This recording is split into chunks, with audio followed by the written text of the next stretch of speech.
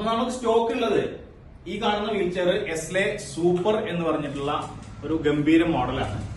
അതിന്റെ അപ്പുറത്ത് നമ്മളുടെ 104 റിക്ലൈനിങ് വീൽ ചെയർ ആണ്. അതിന്റെ തൊട്ടടുത്തിരിക്കുന്നത് എസ്ലെ പവർ, ഇവിടെ വരേണ്ടിരിക്കുന്നുണ്ട്. ഇത് എസ്ലെ പവർ എന്ന് പറഞ്ഞിട്ടുള്ള ഇലക്ട്രിക് മാഗ്നറ്റിക് സിസ്റ്റം വരുന്ന വീൽ ചെയർ ആണ്. അത് നമ്മുടെ ഫ്രീഡം 5000 മാനുവൽ വീൽ ചെയർ 15 ഇഞ്ചിലും 16 ഇഞ്ചിലും 18 ഇഞ്ചിലും 20 ഇഞ്ചിലും കിട്ടും. അതിനോടൊപ്പം തന്നെ നമ്മുടെ Atlas commode wheelchair European ക്ലോസറ്റിന്റെ മേളിലേക്ക് കൊണ്ടുപോകാൻ പറ്റുന്ന വീൽ ചെയർ വിളിക്കുന്നുണ്ട്.